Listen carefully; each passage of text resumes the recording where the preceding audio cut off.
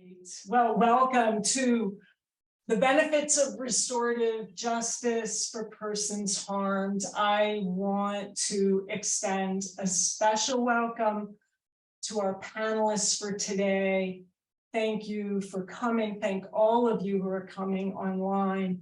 On our minds as we start is the shooting today in Nashville. I know a number of us have been thinking about it during the day. One of our panelists is from Nashville, and it has likely been consumed by this event today. So our hearts go out to the communities in Nashville. This roundtable today is one of many events that are part of Peace Week Spring 2023, hosted by the Jimmy and Rosalind Carter School for Peace and Conflict Resolution at George Mason University. Our theme for this Peace Week is what works, building peace at home and in the world in challenging times. And the panel that we've pulled together today, I think, speaks directly to that kind of theme, really thinking about what can work from a restorative justice perspective, what can work to provide some assistance to persons harmed, the people around them, and communities as a whole.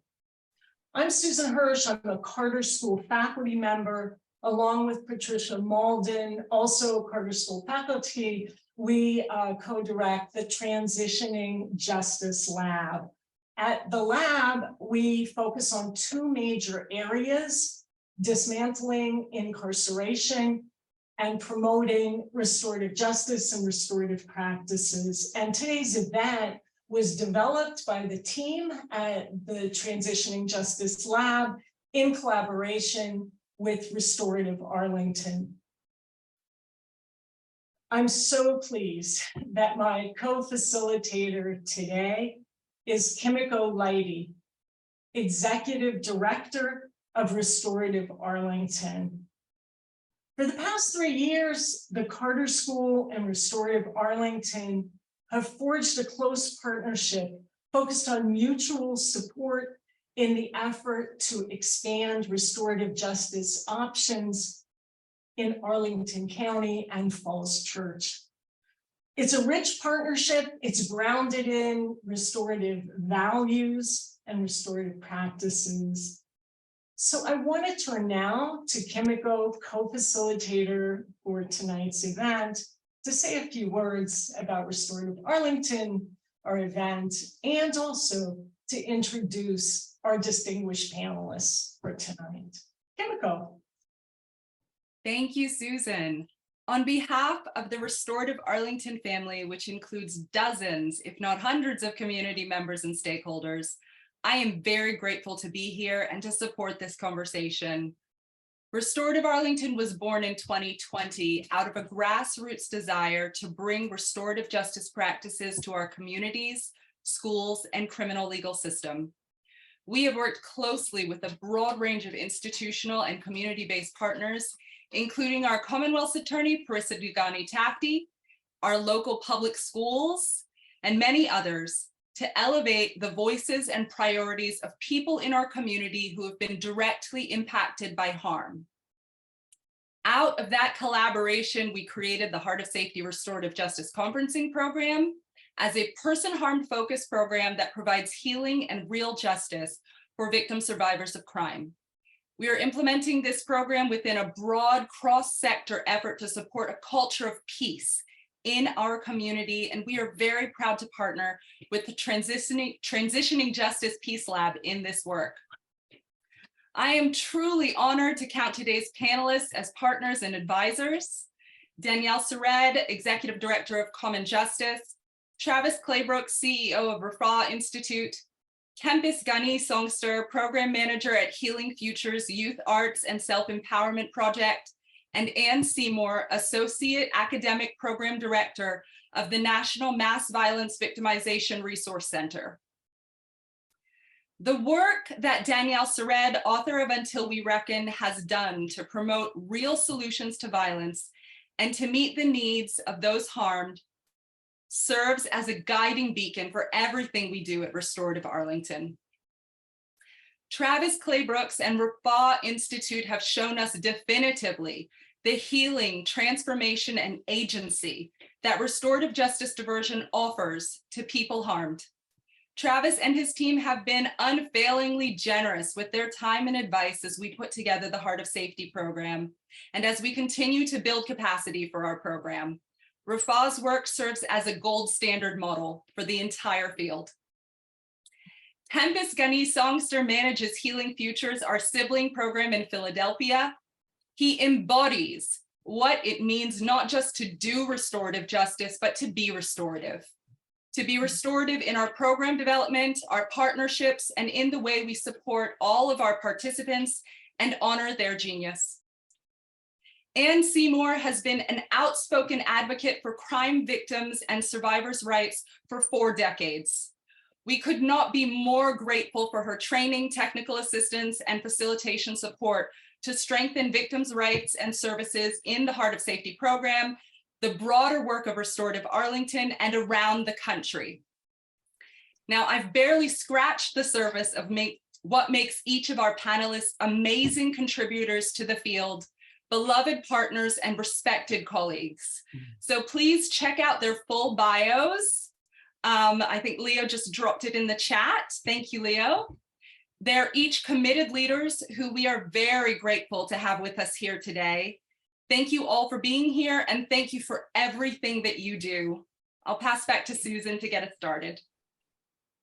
Thank you, Kimiko, and let me echo thanks to everybody for what you do in this work in restorative justice and restorative practices. It's so important and meaningful, and we're here today to learn from one another.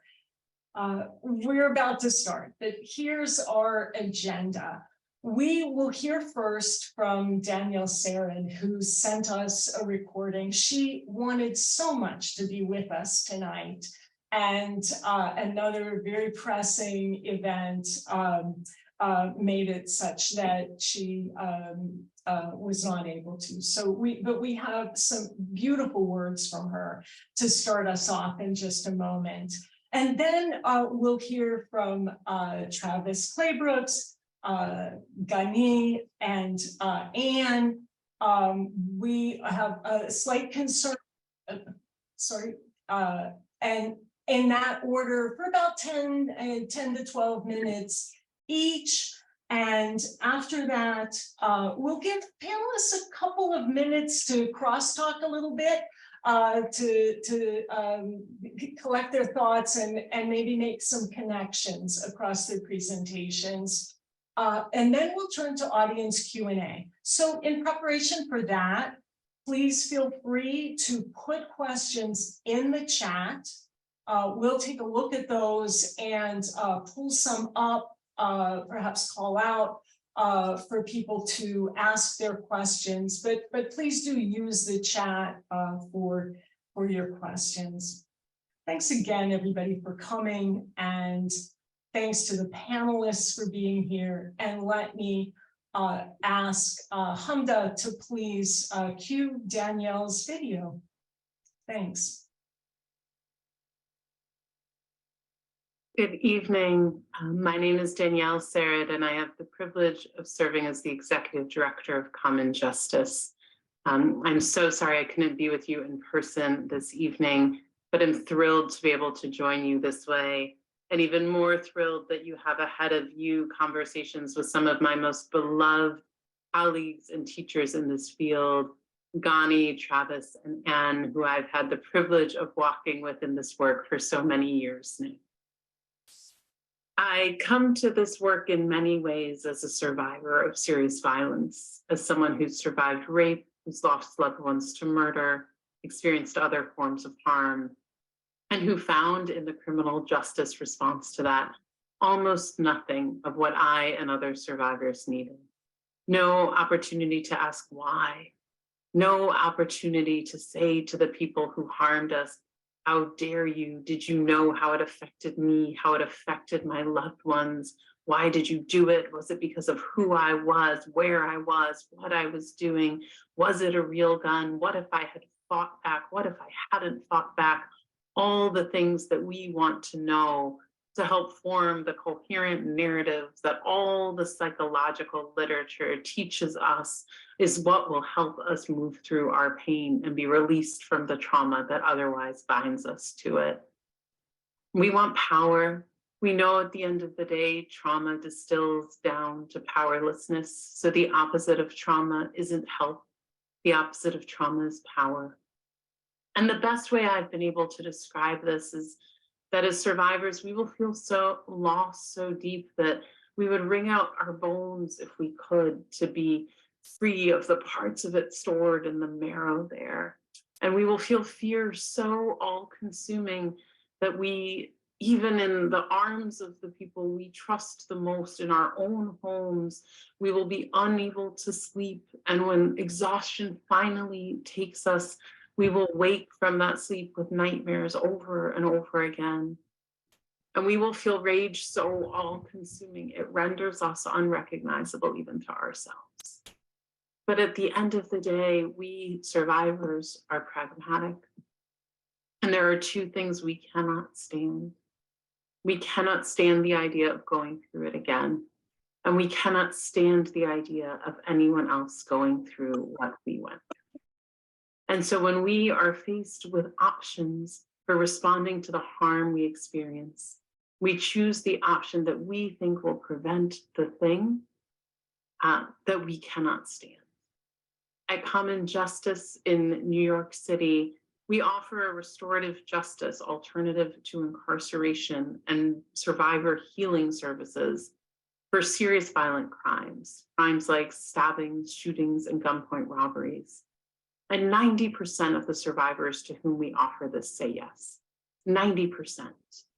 And at first I thought this was because survivors were also merciful, because we were compassionate, because we said, but for the grace of God, go I. And while that is true for some survivors, the real thing that I know to be true is that we are pragmatic.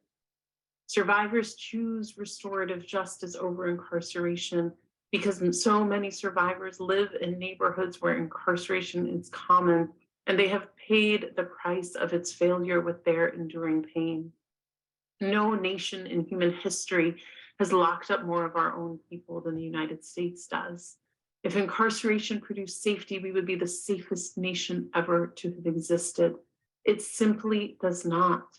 And nobody knows that more deeply than the very people who have not been kept safe in a world where we have relied on punishment when other more effective solutions exist alongside it, but are underfunded and often marginalized in lieu of a criminal legal system that takes up all the space that could otherwise be occupied by accountability and healing and transformation. I've seen survivors over and over place their pragmatism above their own desire for revenge, above their own appetite to see somebody else suffer. And I don't know whether I believe survivors owe that to anyone at all. But surely our criminal justice system owes it to choose safety over revenge. When over and over again, restorative justice programs demonstrate far better outcomes in the reduction of recidivism and future safety for the survivors who participate and for the other people who would otherwise have been hurt. Surely we have an obligation to choose the thing that will work, the thing that will heal those who have already been harmed, and the thing that will prevent future pain from happening. In the presence of an option that works, the election of an option that doesn't is simply not moral. And so as you gather here today with these extraordinary teachers and in this incredibly important body of work, I hope you get an opportunity to steer into not only what can become possible, but what has always been possible between and among us, and what we have the opportunity to together to decide to grow and grow. Thank you. Powerful words. And we are gathered really from across the nation, across nations as well, as I look in the chat at where people are coming from. I do not think that our next panelist, Travis, has entered yet. So I'm wondering if, Gani, if we might hear from you, and we'll wait a bit and bring Travis on when he comes. Would that be all right? That's fine. That's fine. Thank you so Thank you much. so much.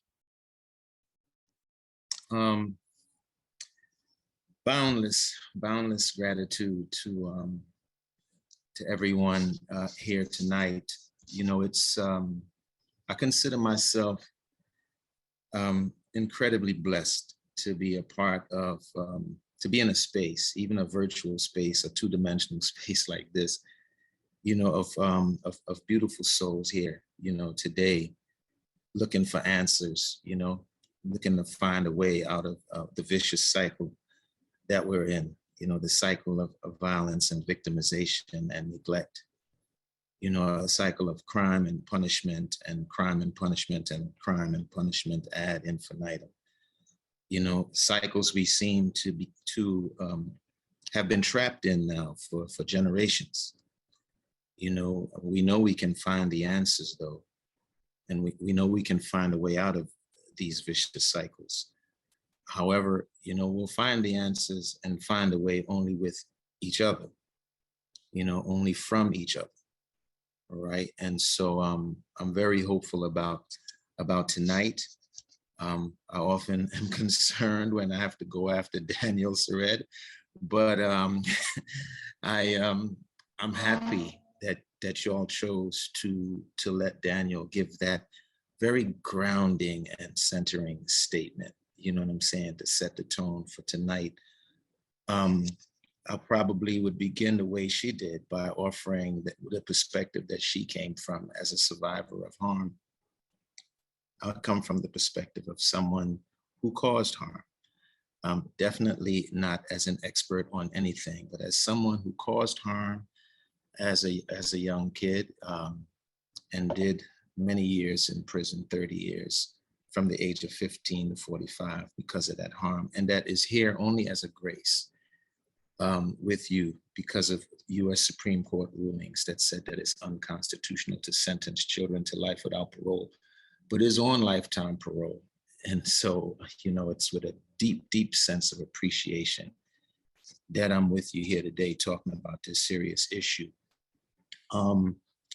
I think when talking about the benefits of restorative justice, or what we call restorative justice, which is, we know is a term that came about in the 70s for how we used to live, you know, as Indigenous people all around the world since time immemorial, right? The benefits of healing justice to harmed people can be fully appreciated when you look at the other alternative. When a harm is done, you know, and you have to go into this edifice, you know, this literal, this concrete building where justice is supposed to be stored up to get it rationed out to us when we trespass against each other, right? And the way it plays out is you step into this place and you're silent and you're divided. One group, the harmed party, and their family and supporters sitting on one side, and the party who caused the harm and their supporters sitting on the other side. And they're separated by a literal fence from the goings on in the courtroom about issues that directly impact them. And the only voices in that space are the defense and the prosecutor arguing for and against each side. And one individual literally sitting at a higher altitude than everybody else, judging, right? And then the only utility value that people have, even the harmed person, is when they're called on to testify. And when they give their testimony, they are dispensed with. You know what I mean? And no one checks up on them or checks up on anybody to see how they're recovering or healing from their trauma ever, right? As opposed to a restorative justice, a process, our process, which considers what's the appropriate response to harm when persons harmed and responsible persons and bystanders live in the same community, especially, right? The experience of facing the person they have harmed can encourage young people that we deal with in our program. And I'm speaking from the perspective of somebody that observes this week after week, right? Can encourage young people to turn away from harmful behavior to new ethics and standards, right? Restores the harmed person's sense of agency by providing an environment where the survivor is able to break their silence in front of the community, right? And be recognized, right, in their full humanity. The person harm's position or identity is not bound up in the harm, but also in healing, transformation, not only of themselves, but of others in that space and in the community at large, right?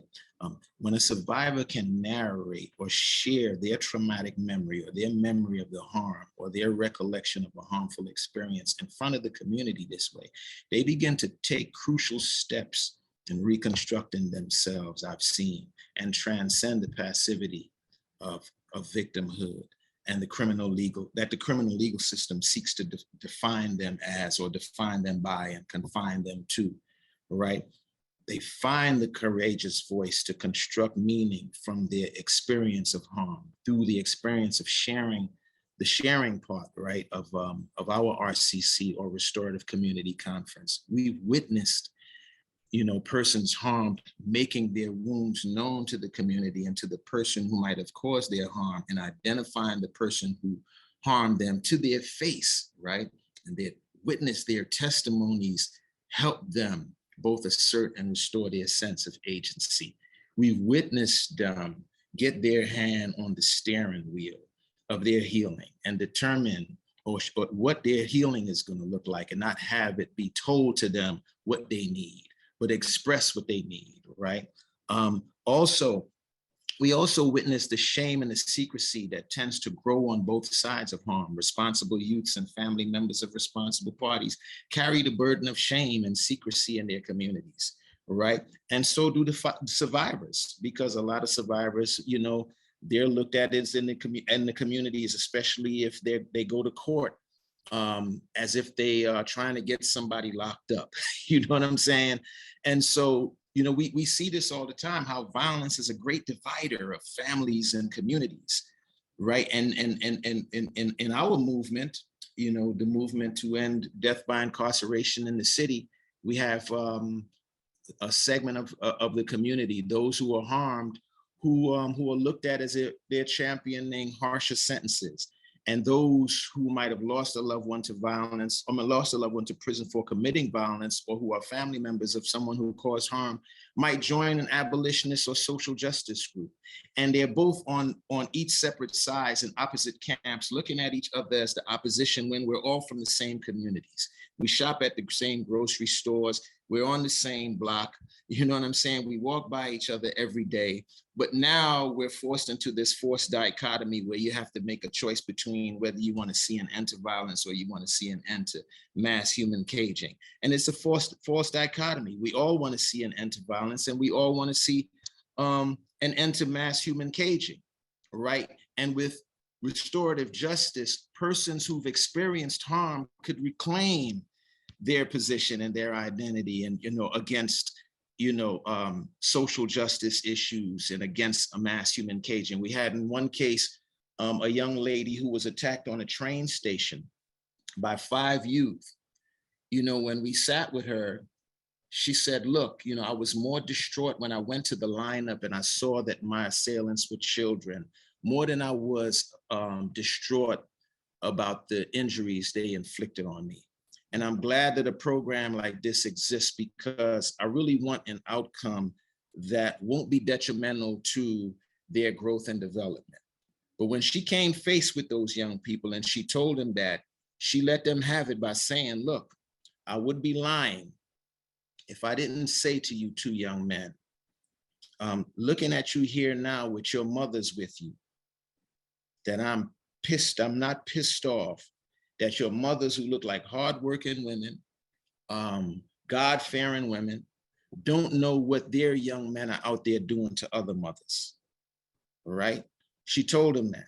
She said, I want the best for you young men, right? But I would be lying if I didn't say that when you stomped me on that train platform, you know, that my only concern was my 1-year-old daughter who I was going home to see. I wasn't even concerned about the injuries you inflicted me, but what if I fell on the train tracks and got paralyzed, broke my neck, got electrocuted on the third rail, or got ran over by the train? Who would take care of my daughter? That same young girl that you just saw, because she brought her daughter to the RCC, the same young girl that came up to you and smiled at you and was 2 years old, not knowing what you did to her mother a year ago. Had you done what you did to me a year prior, I would have been pregnant. You would have had another problem on your hands. And this little girl who smiled at you would not even exist, right? And so I've had the opportunity and the blessing of being able to witness these kind of things and witness those two young men hang their heads low, right? Hang their heads low, and that woman reclaim her power, you know what I'm saying, in that space, and demystify and demonstify those two young men right before our eyes. Because the source of a survivor's pain is also located in the face of the person who caused their pain, right? And in the face-to-face encounter, the survivor is able to free themselves from the trauma and the harm. You know what I'm saying? Because they are able to confront this person. But anyway, from the perspective of a witness is what I speak, and somebody that has observed this time and time again. You know, this is an incredibly liberating mode of procedure. Restorative justice is for persons who have caused harm. Our responsibility, and I would end with this, that our responsibility, and by our, that I mean every last one of us, our responsibility is to interrupt cycles of repetition as it relates to violence and harm, especially in our communities. And like Pumla Gobodo Madikizela, a South African psychologist and professor known for her theories and work in the peace and conflict field, talks about the emergence of the unexpected, right?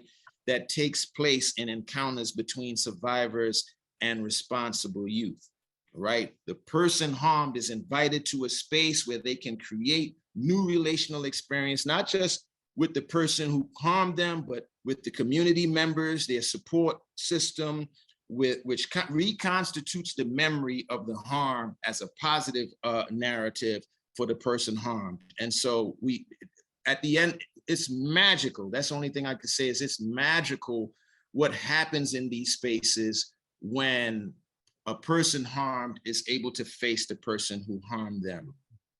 And I probably would only end with a mantra that was born out of this experience for me. And that is, let us dare to come together, dare to communicate, dare to connect, dare to eat together, dare to imagine together healthier and safer communities and the kind of justice that helps to bring that about. Then let us dare to work together to create something new, to create something beautiful, to create a city in which our children can thrive, maximize their potential, and reach their higher destinies.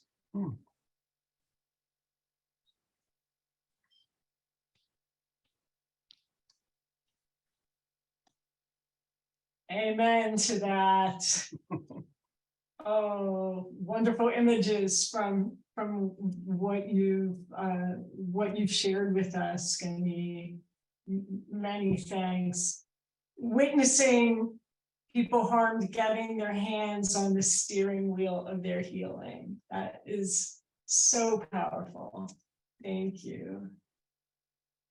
And I think we'll turn next to you if you're willing, and we'll hear from you for a bit. Thanks. Thank you, Susan, and what an honor to follow Campus. I'm glad that this is being taped because I will be quoting you well into the future, my friend. I really appreciate you inspiring us after Danielle. I know following Danielle is never easy, but you were awesome.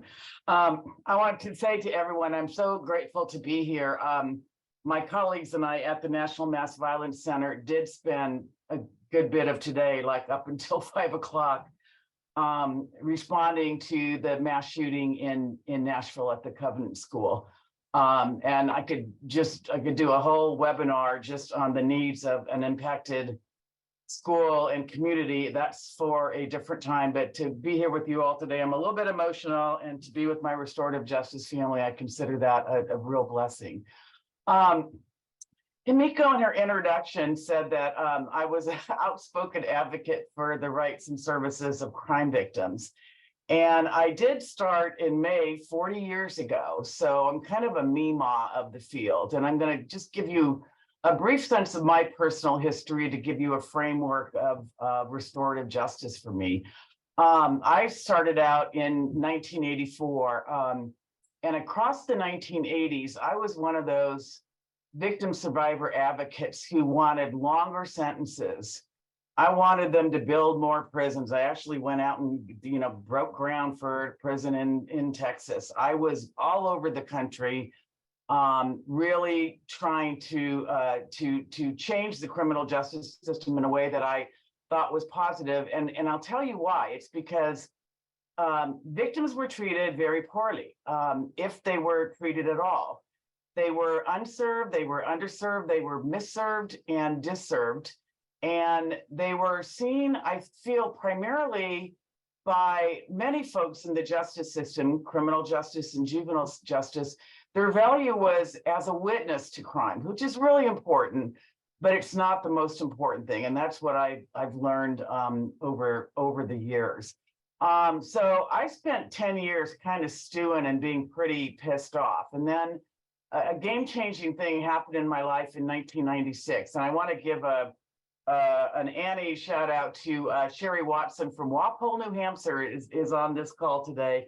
And Sherry was part of a team at the US Department of Justice that thought that restorative justice could be something that would be really helpful for the entire universe in the United States to learn about. And so the DOJ sponsored a conference in DC with about 300 people, is really introducing everyone to the concepts of restorative justice.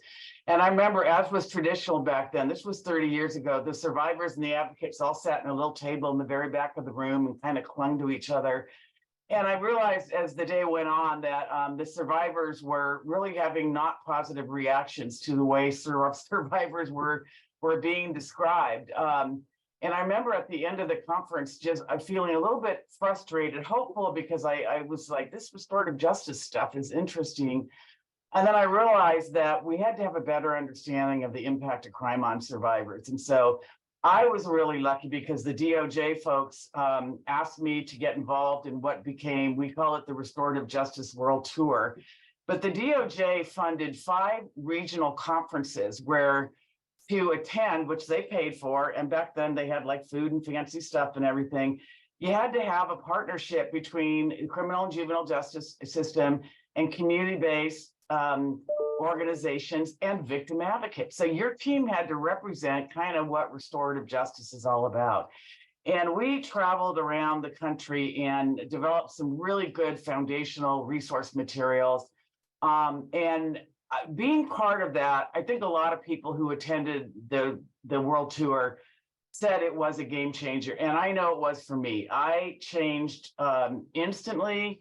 I changed profoundly, and it made a big difference in who I am in the past 30 years since then. And I want to quote my friend Kempis. He said that survivors are able to break their silence and narrate their memory of the harm. And that it really struck me because, in the criminal justice system, in the juvenile justice system, when you're a witness, the narration is not always yours. You're responding to questions. You're responding to that person sitting a little higher. Thank you for reminding us.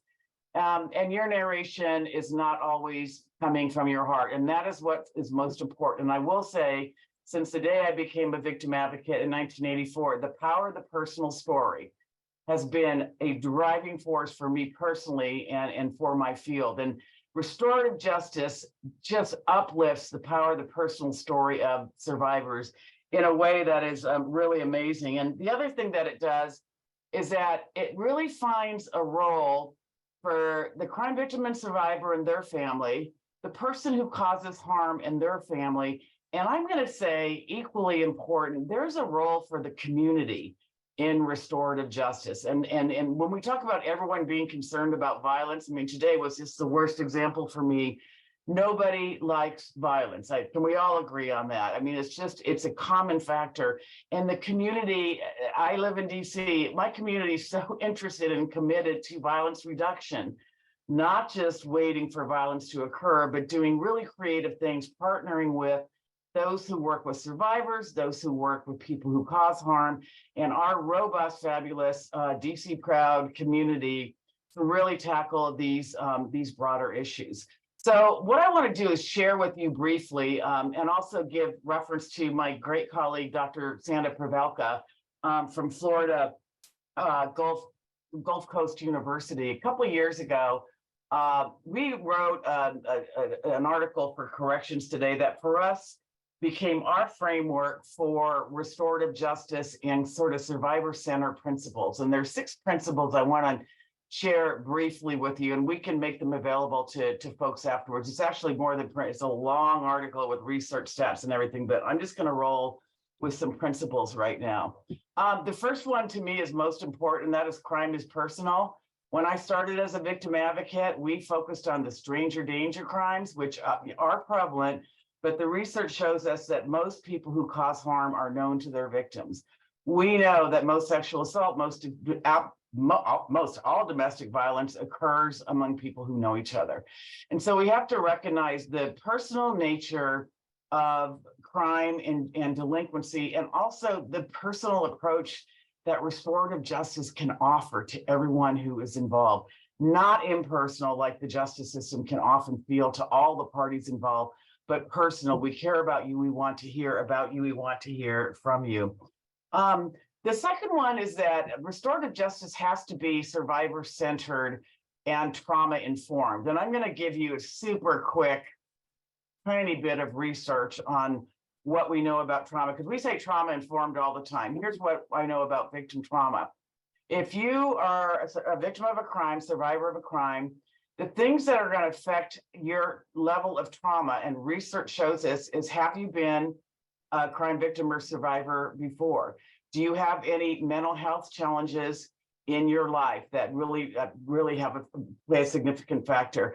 And one of the most mitigating factors to trauma, to really helping people cope with it, is whether or not you have a strong social support system. Okay, so you got the 2 bad things and the 1 uplifting thing. I'm asking you all to think about, I mean, does restorative justice provide a strong social support system and network for everyone who's involved, including the survivors? I would make a very strong case that it does. And so when we say trauma-informed, don't just say it, be it, live it, and have that be part of your mantra of restorative justice. The voices of victims and survivors are integral in restorative justice. I am preaching to the choir, so I'm not going to spend a whole lot of time on that. I will just say it gives victims a voice that's different from the voice of 30 years ago. It recognizes that every victim is unique and every case is unique. It recognizes that where you live and predetermining factors such as not just geography, but poverty and racial trauma you may have experienced. And boy, have I learned lately about historic trauma among so many folks that we work with. All of these things have an impact on victims, on survivors, on people who harm, and everyone who's involved in restorative justice processes. The 4th one is that victim autonomy or agency, as Kempis called it, it's really central to everything in restorative justice. And the criminal and juvenile justice systems, there are a lot of cases, and you all have been involved in them, where victims aren't just, they're not lining up to go be a witness in these cases. They just aren't. It's very scary. There's a lot of unknowns. They don't know what's going to happen. And sometimes they feel like, I know I have rights, but where are they? And the thing about restorative justice to me is that not just gives victims agency, it encourages it. It provides them with support to be able to tell their truth and to have a positive experience throughout the process. And I know Travis isn't here today, but I've worked with the Rafa Institute and Restorative Arlington on doing victim survivor needs assessments up front. You ask them what their needs are. You don't assume what their needs are. A lot of research can tell you a foundation, but don't assume, ask. And at the end of restorative practices, you're able to measure whether or not you met those needs.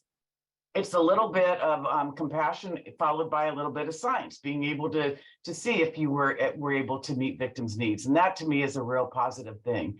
The fifth thing, very briefly, is that if restorative justice does not take into considerations victims' rights under law, it's not restorative. And I'm going to just tell you that, victims have 10 core rights, but I'm going to focus on why I love Restorative Justice 101 by Ann Seymour. I love restorative justice because it engages victims in a positive way. Victims are notified about what's going on in their case. They receive information that is vital to their agency and to their decision-making. Restitution is very often a part of accountability for the person who causes harm. You all know the importance of victim survivor impact statements. Restorative justice processes are a victim survivor impact statement. And then the other thing that, and I want to really thank Kimiko for her work in this, victim safety is paramount. Victims very often have real safety because they were threatened by the person who harmed them or continue to be threatened, or they have perceived safety because of the trauma of victimization. Real and perceived, real important to know the difference. And it doesn't matter to me where their fears are coming from. It matters to me that we assess and address them. And that is one of the biggest parts of restorative justice. So don't forget about victims' rights, because they have them in every state and at the federal level. And the last one, and I would encourage campus to join me in a conversation on this, and that is that many justice-involved individuals, including kids, men, and women, have histories of trauma and victimization that can be addressed by restorative justice practices. And when I first got involved in restorative justice, my favorite thing to do, and I did it often, was go to prisons and juvenile detention centers. And I would go do victim awareness programming all around the country. And I would get to speak for about 5 minutes before hands would start raising. And what do you think people were saying? People in the class were relating to me talking about child abuse, childhood trauma, sexual assault, domestic violence, everything that I talk about in terms of survivor impact. The majorities of people in these classes had experienced those things. That is not to negate their decision and their pathway that led them to cause harm to others, but boy, is that a mitigating factor in us considering how to work with these people. And restorative justice taught me at a lot of crime victim survivor conferences, we would talk about who among survivors and victim advocates had loved ones in prison or juvenile detention. And guess what? It wasn't a few of us. It was a lot of us. And so, the global world of justice and causing harm and being harmed, it's very circuitous. And, we talk about breaking the cycle of violence. Restorative justice to me, it gave me kind of hope that we won't just break it, but that we will address the underlying causes of juvenile delinquency and of violence so that we don't have to keep responding in the ways that we have historically. So that's my quick tutorial on sort of guiding principles for victims and survivors. And I don't know if campus has anything to respond to my little lecture. And I would love to take a deep dive with you, but Travis just came, and so I know we've been waiting on him. Travis, we are Susan Hirsch, we are so glad that you're here. you know, the Nashville communities in our thoughts today. And I imagine your day has been very, very shaped by what's happened so sadly. We are, though, very, very glad that you're here. And if you don't mind, if you feel ready, we'd love to turn to you to hear from you next, if that's okay. Well, sure. And Ann, Kempis, Kimiko, it's so good to see you all. And to all of those who are here, thank you for being here and for engaging this conversation. My name is Travis Claybrooks. I lead restorative justice. I am one of the leaders of restorative justice work here in Nashville at Rafa Institute. And yeah, I mean, this is such an important question, and I guess I'll just jump right in. Restorative justice fundamentally is about people who've been harmed. The notion that it is that something else is the center of that is of a fallacy, and so we think about restorative justice in that frame. At Rafa Institute, we define restorative justice as an ethos, a practice, and an outcome of accounting for harm as it moves through a community in ways that do not cause more harm. Harm is kind of public enemy number one, if you will, whenever it happens and wherever it happens and however it happens. Environmentally, socially, politically, economically, geographically, it doesn't matter. Systemically, structurally, racially, it doesn't matter how it happens. Harm is the thing that we don't want happening to us. And so just to unpack that a little bit, restorative justice fundamentally is an ethos, an ethic, it's a paradigm, it's a way of thinking, it's a worldview. It's how we move through the world. It is more than just a program. It is more than just an initiative. It is more than just something that you can turn on and turn off. It is a way that we see the world, right? And from that ethic comes practices. That ethic is less movable than those practices are. Those practices certainly can be contextualized to the location that you're in, to the social context that you're in, whether you're applying it or practicing these ethics in a community-based restorative justice process, or intersecting with the criminal legal system, or at the parole and probation post-incarceration setting. Certainly in terms of the processes that emerge out of this ethic, those are a little bit more movable, but they adhere to a certain kind of ethic. And we also think about restorative justice as an outcome. It is an outcome of practicing these things from this ethic. And what is that? It is about accounting for harm, right? If you think about an accountant, if you own a business, if you are a person who's responsible for a budget, you think about your accountant. Now, if your accountant came to you and said, hey, we're going to round your books to the nearest $10,000, right? You would look at your accountant and say, you need a new job. I'm going to round, why don't you just round your way out? Right? But that is what our current system does. It rounds harm to the nearest TCA code. It kind of just bundles it all up and say, oh, well, it's just, we'll just round it to the nearest law. But restorative justice is a precise opportunity. It's a precise option. It is saying, what were all the pennies, the dimes and the nickels and the quarters and the dollar bills of the harm that happened to you when you had your car stolen or when your loved one's life was taken? Let's create a space and a process and have an ethic that allows for us to name all of it.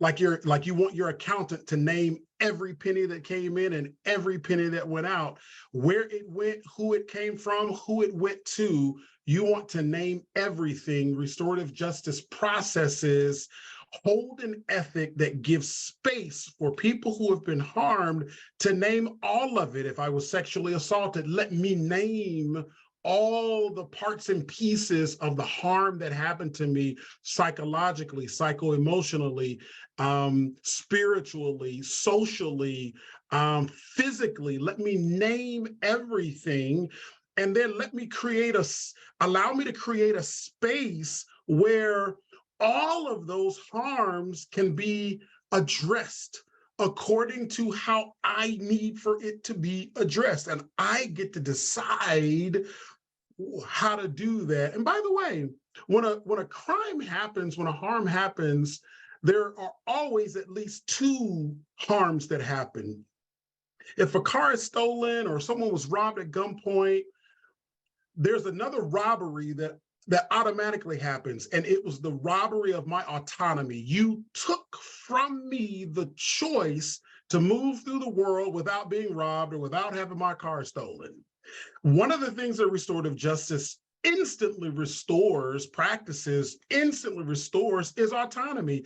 You get to decide, you get to name, you get to declare what you need and how those needs can be met. You get to explore that through a series of conversations and well-supported dialogues and interactions with the practitioner. And so it is fundamentally about accounting for harm as it moves through a community. And I heard Anne kind of touching on this. It is an appreciation that harm is transient. People don't just wake up one day from a normal life, quote unquote, a normal life, and say, I'm going to kill somebody today, or I'm going to go out here and rob somebody. It just doesn't happen that way.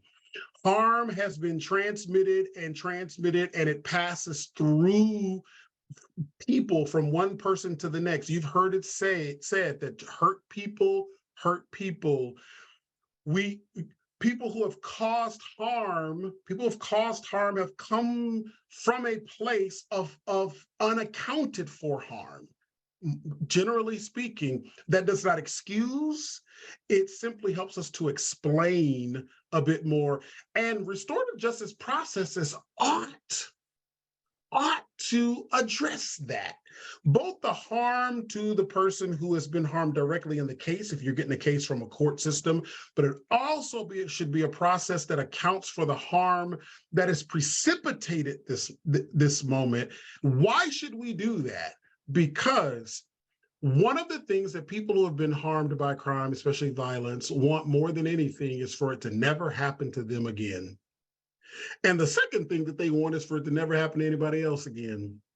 We owe it to them to create processes that address the underlying drivers of violence in the first place, because they don't want it to happen again. And if we don't address the drivers, and having a person who's caused harm can help us identify what those drivers are, you sit down and you allow them also to unpack how they've been harmed, what the space has been, what has happened. This 28-year-old woman who unfortunately is deceased today, who shot and killed 6 other people, what happened to her? What happened to her? And how can we prevent that from happening again? We could learn from this moment. And so we recognize that harm is transient. So accounting for harm as it moves through a community, and finally, in ways that do not cause more harm. We must be more creative in our response to harm. We must be more imaginative. That allows us to explore ideas and ways and processes that allow us to address harm, to confront harm, to promote safety, to create processes for accountability and justice that do not cause more harm.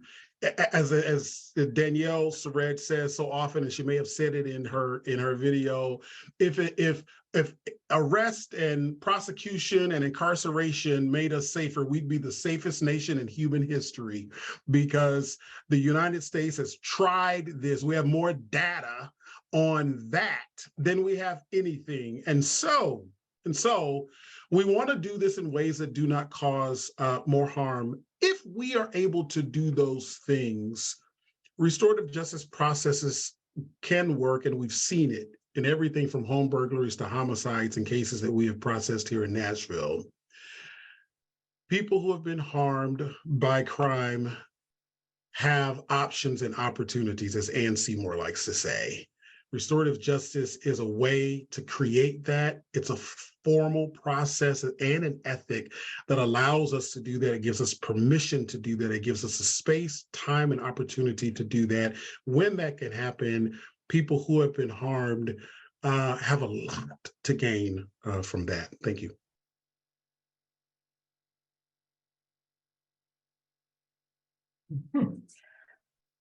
Yeah, thank you all so much.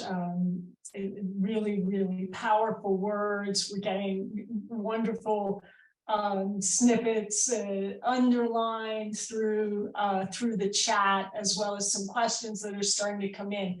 But let me open a little bit of space just for the panelists. If there are things that you would like to respond to one another or pick up that you heard in each other's presentations or as in Danielle's, the floor is open. Please go ahead, feel free to unmute if you want to engage one another for a couple minutes while we continue to collect questions from the chat.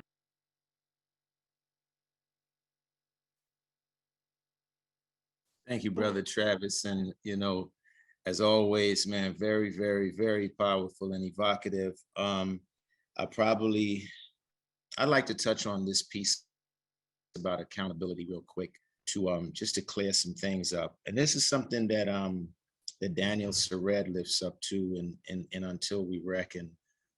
But, you know, we often hear the system use terms like and promise persons harm that they're going to hold the person who caused the harm accountable. And I love your perspective, Brother Travis, when you talk about accounting for harm, because accounting for harm is something that you cannot be held to. No one can hold you accountable. See, that's the biggest false promise ever that the system makes. You can't hold someone accountable. Accountability is something that has to arise from within the individual. Because by putting for instance, by charging someone, putting them in a jail cell or whatever the case may be, you don't ever really have to confront, you know, what you've done, or face or feel what you've done. You just have to sit there and be punished. But that's not accountability. You know, in fact, you're being the system actually lets people off the hook. You know what I'm saying? It lets people off the hook. It's antithetical to accountability, right? Because it doesn't require the person who caused harm to not just face what they've done, right? But feel what they've done. You know what I'm saying? Restorative justice is actually, we're often told, for instance, that our program is soft, you know, and this is a conversation that we often have to have with persons harmed. You know, when we make the initial phone calls, for instance, you know what I mean?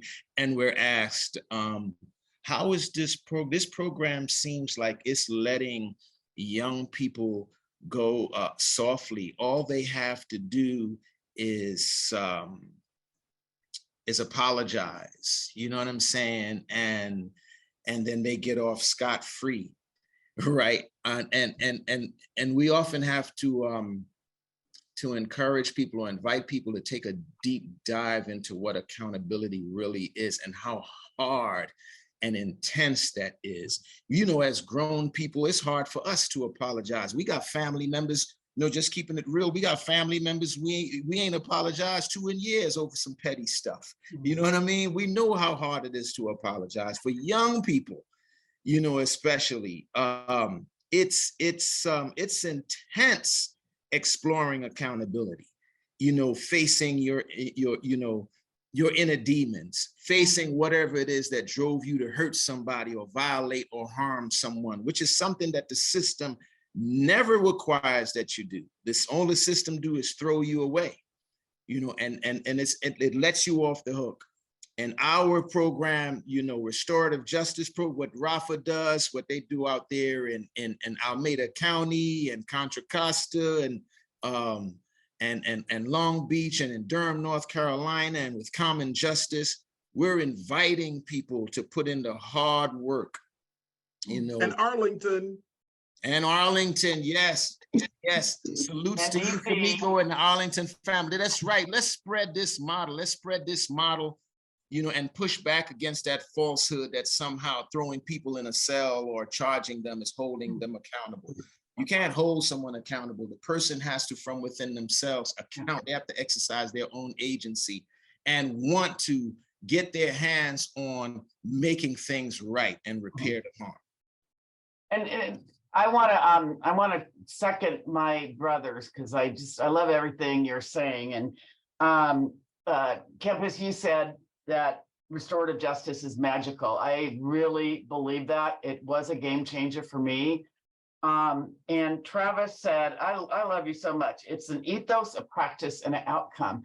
And when people look at ethos, practice, outcome, and I will be quoting you on that, and I'm starting to answer the amazing questions. We need like 5 hours or 5 days to really get into this.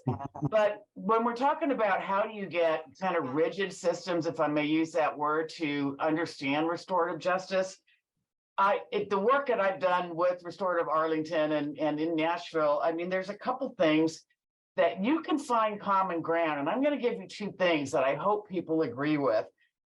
Everybody wants less crime and less harm and less victimization.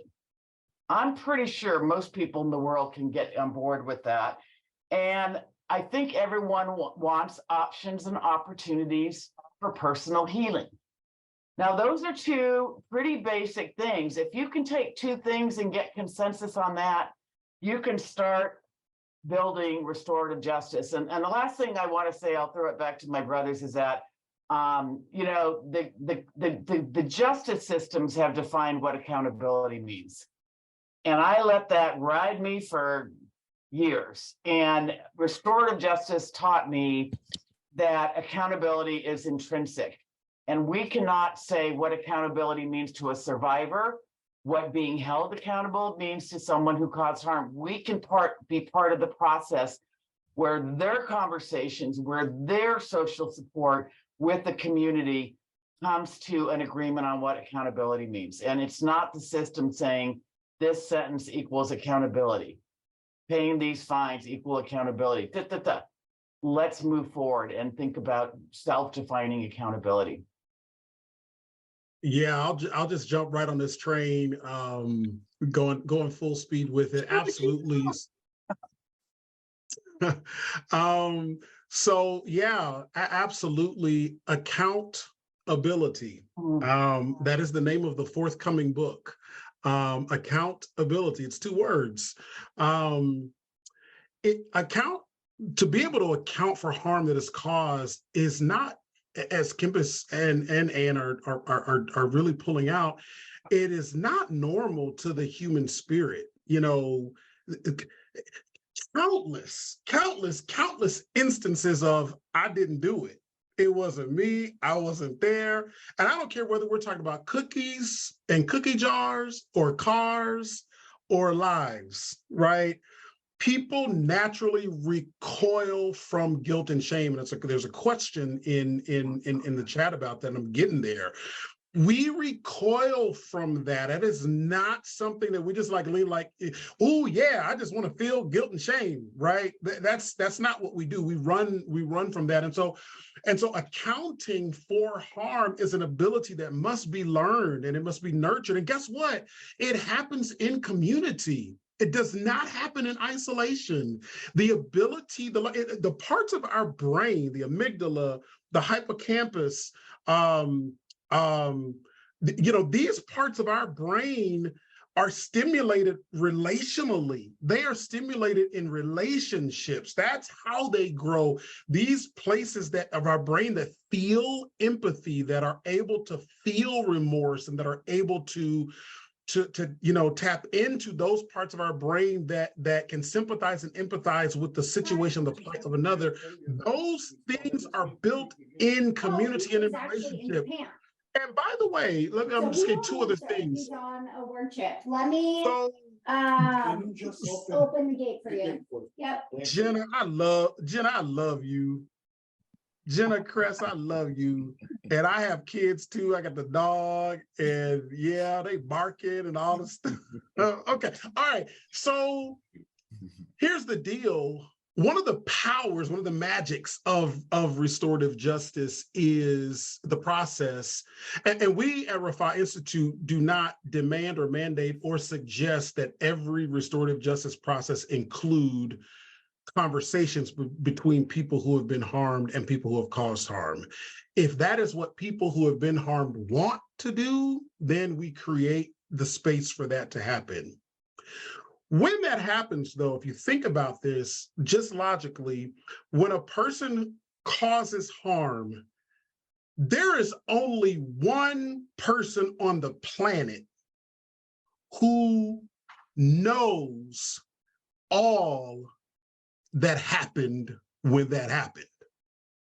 There's only one person on the planet that knows the impact. There's only one person on the planet that knows everything, all the pennies, right? And that is the person who experienced the harm.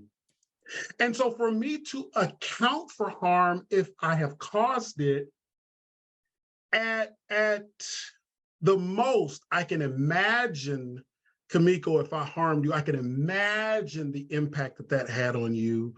I can use my imagination to dream up how it might be impacting you, but I can't truly account for it in the most meaningful way unless you tell me how it impacted you.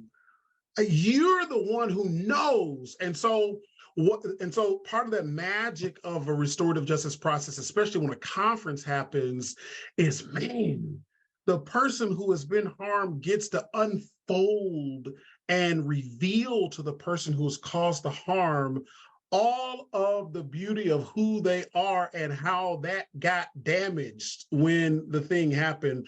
And so what we do when we are working with people who have caused harm, we work them through 4 things. And I want to give this to y'all. It's going to be in the book, so don't y'all try to steal it, okay? No, y'all can have it. Y'all can have it. I'm going to give you these 4 things when we think about accountability. Now, if I see somebody publish a book on this before I get mine done, it's going to be consequences and repercussions, okay? No, I'm teasing. Listen, take this. We go through 4 things. We call it PART. That's our acronym, P-A-R-T. Play your part in accountability. And we work with both the person who's been harmed and the person who's caused harm. P is all about personhood. It's about the dignity of humanity.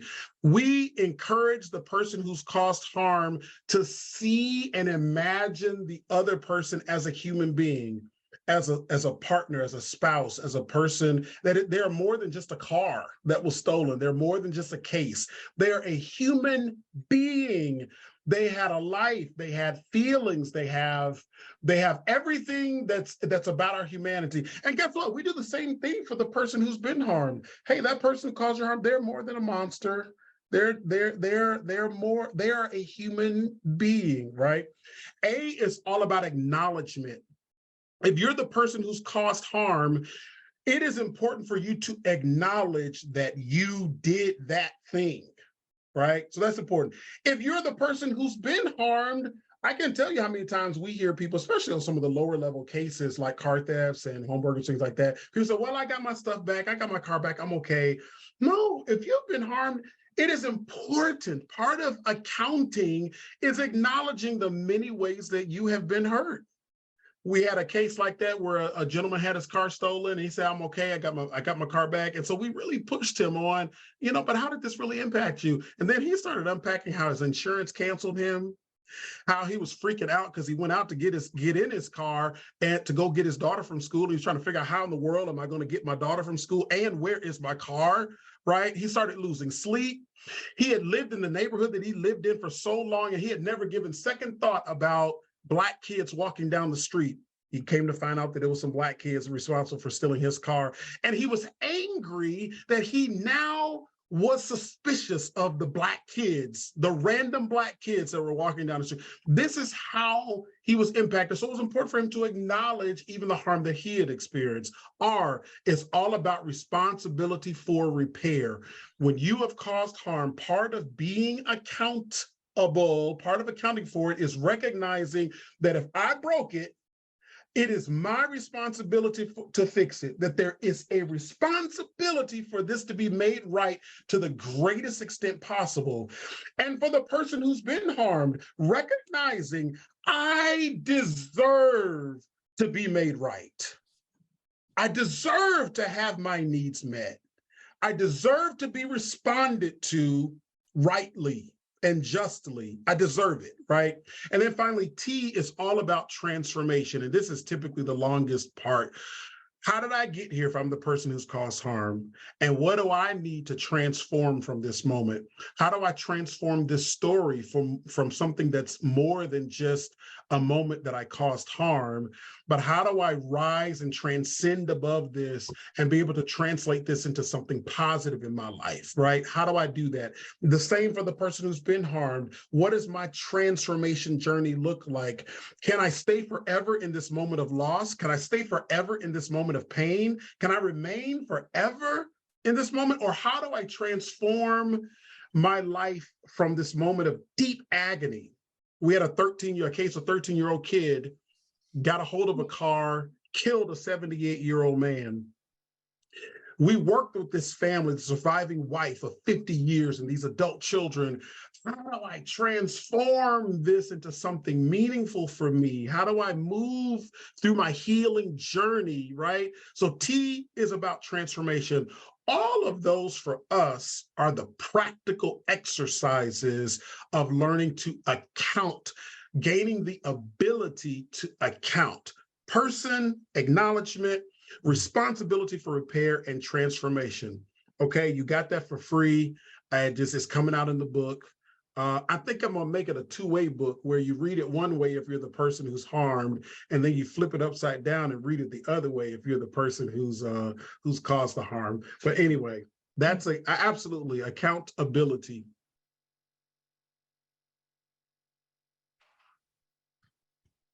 I wanted to address the guilt and shame piece and the remorse.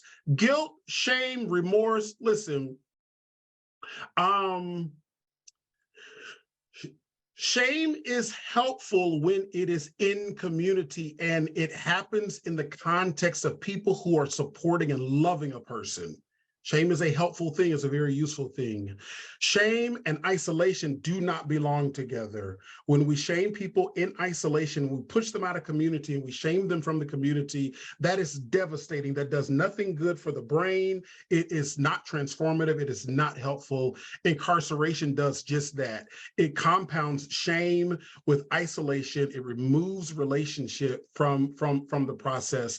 But when shame and guilt and remorse happen in the context of loving, nurturing, safe, well-supported community, then it can be a very, very positive, transformative thing. It's the part of our brains that tells us that something is wrong, that I'm moving through the world in a way that is violating other people. And we're wired that way. We're wired to feel that, but we need to be well supported when we are experiencing those things.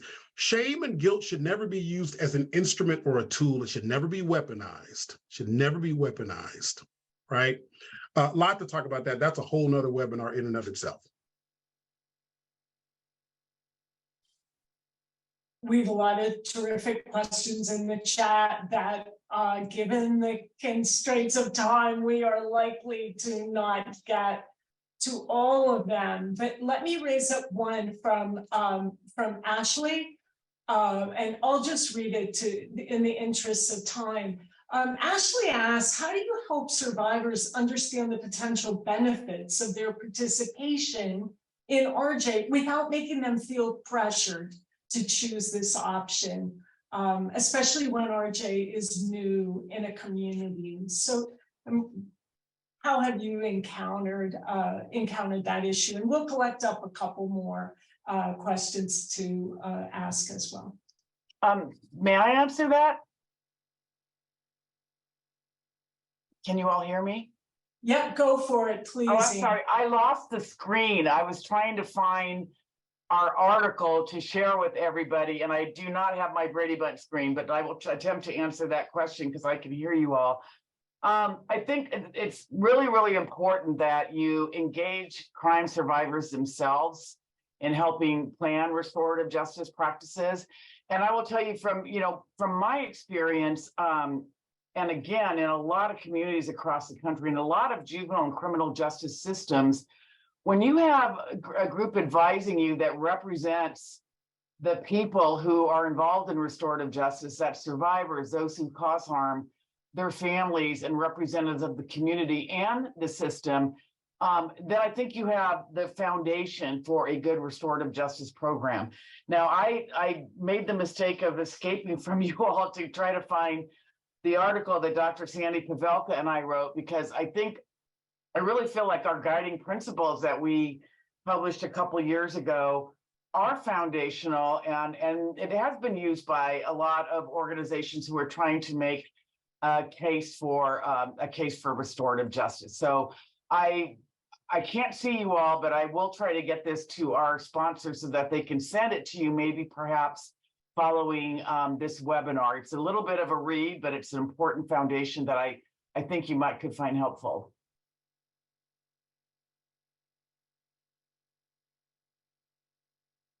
Anyone else want to tackle that one?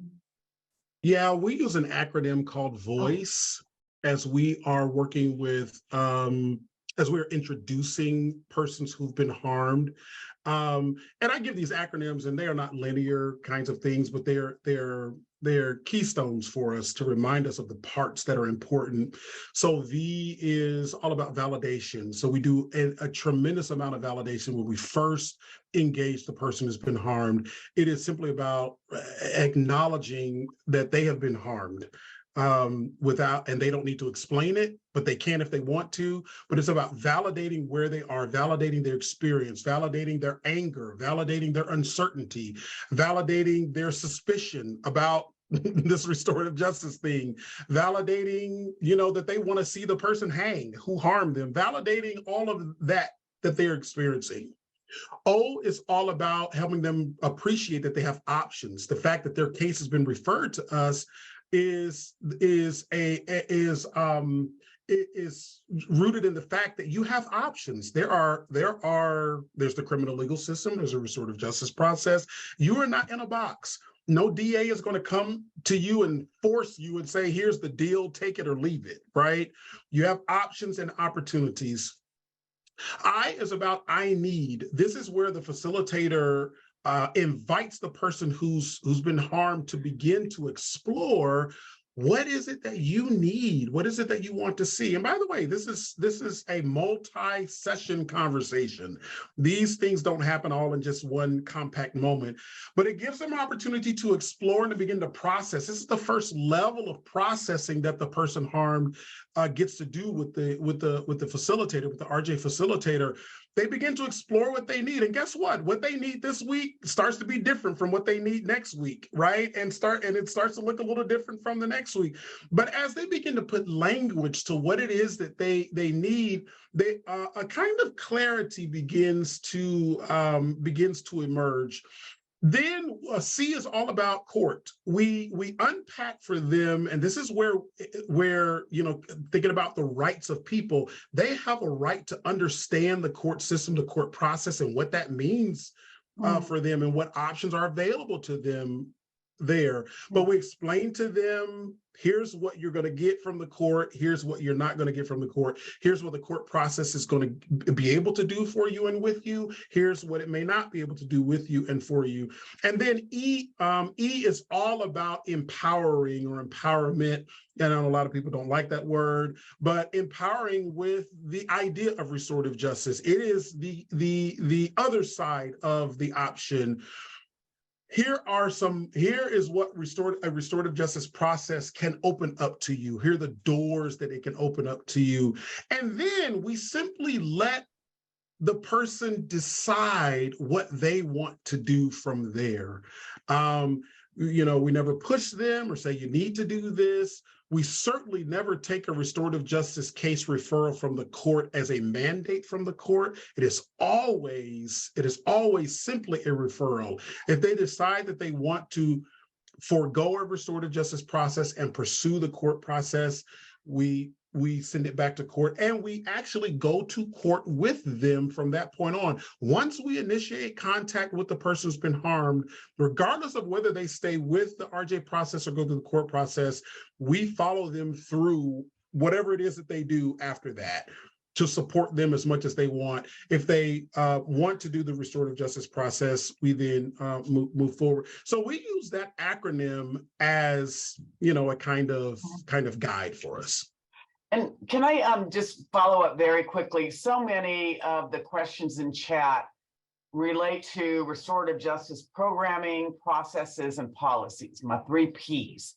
I don't know how to do this, but I can tell you that Kempis, Travis, Kimiko, and I have a treasure trove of a victim survivor needs assessment survey, a victim evaluation survey.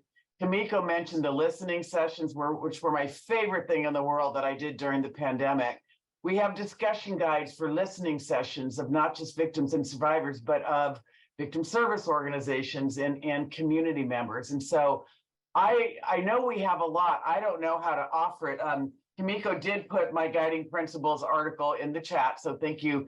I don't know if there's a way, Susan, where we can just post just RJ stuff that the chat is asking for, because y'all do not want to reinvent the flat tire. We have been down this road for 30 years. Let's build upon foundations that we know work. So I offer that without any knowledge of how to make it happen. Thank you. I just want to add to Travis and Ann's last comment as it relates to persons harmed in, I guess, trying to helping them see the benefits of the program and why it's and why it would be good for them to do it. I think one of the things we focus on, in addition to all of that Travis laid out, of course, love how you have it so organized in the acronym there, Travis, is we let the person harmed know that this is not a story solely about the responsible youth. A lot of times, by referring to our program as restorative justice diversion, the term actually is kind of like a misnomer, because it sends the signal that this is entirely about the narrative of the responsible youth, and the person harmed is just a supporting cast in that story. They're just a backdrop to the story, and it's really the needs of the responsible youth. Even though we say verbally that this is about restorative justice and it centers around the needs of the person harmed, somehow the signal that they get is not that. You know what I'm saying? And so it's important for us to convey, not just in words, right, but really convey in a way that the person harmed can feel it, on a cellular level, that we mean it when we say, this is a healing justice program, right? We had a young lady, her daughter was assaulted by some other kids and suffered a concussion that almost claimed her daughter's life. And the mom had to take months off of work, you know, going with her daughter to concussion therapy, paying for concussion therapy, lost her job, lost her job because of that, and was facing potential eviction. You know what I'm saying? And so when she came to our program, she needed material support. You know what I'm saying? Not just, in her mind, what is this young person apologizing to me at this point in my life? What's that? What good is that going to do for me? You dig what I'm saying? And she had material support. And so we realized really there's no healing without resources. You know what I mean? It's just the bottom line. She needed some material support. And so we had to do needs assessment with her, and we had to plug our social work component into the program and find resources for her to help her with employment, to help her with her home. And by doing that, you know what I'm saying, it opened her up to other possibilities. You know what I'm saying, about, restorative justice and stuff, the whole nine. And so that's an important piece, so that when we approach people who've experienced all kinds of harm. We had one situation where the woman came to her bank account one day and it only had $300 left because a young person, had bled her account. You know what I'm saying? And so she needs material support. She had bills to pay, and so that has to be, we have to somehow convey to a person's harm that we are really a healing justice program, and that we're not just trying to invite them on a forgive my victimizer agenda. You know what I'm saying? Yeah. Oh, wow. What really powerful words to bring our discussion to a close. Thank you, Ghani, for those words. I think that was really summing up healing justice, right? Healing justice. Before we turn to some thank yous and really closing off our event, I will apologize for not getting to all the questions, but we're collecting everything, and we hope that we'll be able to send some responses out on our social media. And Anne's asked about sharing resources, and we will make an effort to do that. Please, if you would like, write to me. I think I can put my email in the chat, or to Restorative Arlington, and we will respond and send, make available resources. But what I'd like to do now is ask you to share your thoughts and experiences of this event with us. We're going to right now launch a very brief Zoom survey poll. If you could just fill it out right now, we'll give a couple minutes for it. We would be so appreciative. We learn from these, we use them to improve our offerings in the future. Thank you. And Susan, can I add that I put in the chat how to join my weekly listserv, which I have lots of weekly resources on restorative justice, justice reform, and victim survivor services. Comes out every Monday. I will be doing it this evening. So please join my listserv, Monday Misses. And follow Rafat Institute at Rafat Institute on Instagram, on Snapchat. I don't know, we're not on Snapchat, Facebook, LinkedIn, Twitter, all the places. I want to see some new friends. Yeah, I posted my Twitter. Travis, I love following you on Twitter. You are just inspiring every single day. I need to be on Twitter more. I'm so sorry. Leaving us hanging. It's the only one I'm on, so I'm pretty proficient. And Susan, can I say thank you to everybody? I really needed this. I wish we had days for this discussion, because it's very rich and we only tip of the iceberg. Absolutely. This is something we need to recreate this, come back together. I see a lot of connections in the chat, and I really hope that we forge like new connections in this amazing network of people doing really incredible work. I want to thank all of you panelists for coming today. I want to thank Kimiko as well for joining in, my favorite partner in these kinds of activities. I want to thank the Transition Justice Lab team, especially Faria Rashid, Leo Hilton, Lane Lewis Israeli, and the Carter School as well for sponsoring Peace Week. We couldn't have done this without the TJ Lab and without Restorative Arlington, our amazing community partner. So follow us on social media. I think that's a good initial way for us to keep this, this connection, and we'll continue to share our wisdom. One last thing, we're going to have an in-person circle event on the Arlington campus on April 20th called Finding Peace and Community Through Restorative Justice. So I hope to see some of you there. Thanks again, everybody, for coming. If you